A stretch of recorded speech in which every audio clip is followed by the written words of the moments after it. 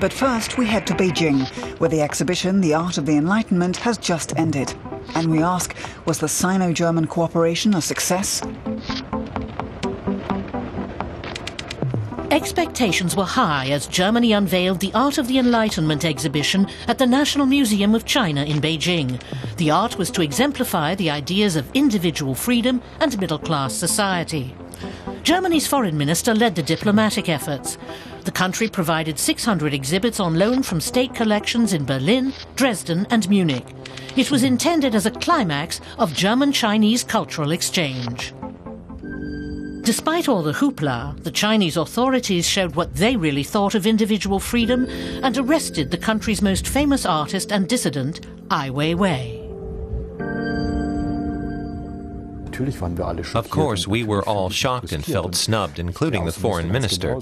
He quickly commented on the situation, and afterwards I immediately called for the release of Ai Weiwei, as did many others. The situation was certainly not what we wanted. The Germans were looking forward to a series of forums and discussions to accompany the exhibition. But Chinese authorities quickly made it clear that they would determine the topics of discussion. And that definitely did not include the case of Ai Weiwei, much to the dismay of the German organisers. There was quite an uproar in the German media.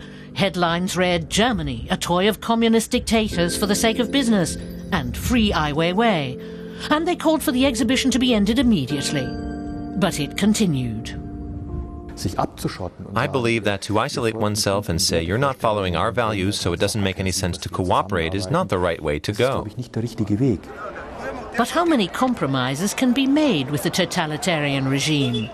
Last year alone, China arrested dozens of dissidents. Fearing protests similar to the Arab Spring, the Chinese police have clamped down on dissent.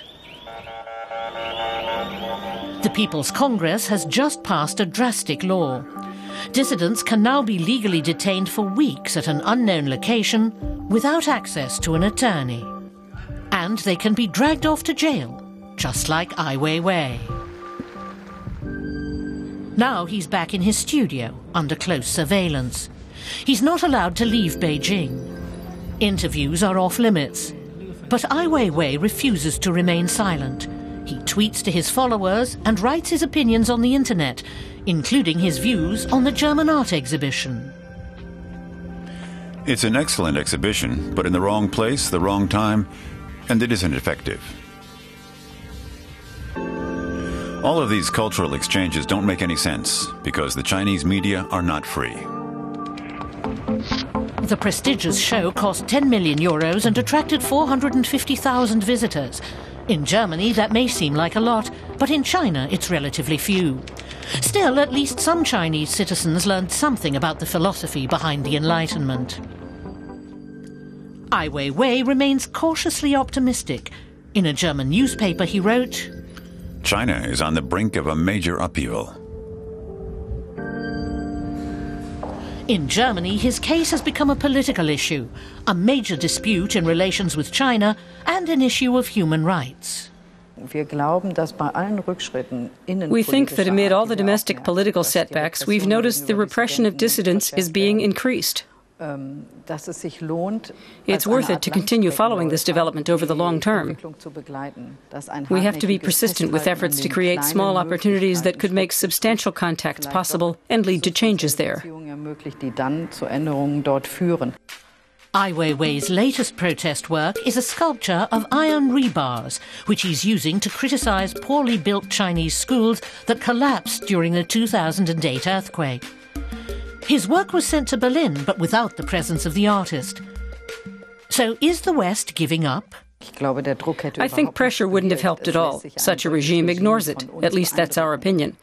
It's also a question of diplomacy and political cooperation. Art can play a role where the mechanisms of diplomacy, politics, and the economy often fail.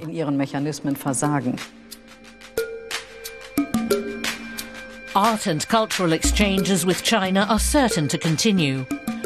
But it's possible that smaller, independent art projects will prove more effective than large state-sponsored exhibitions.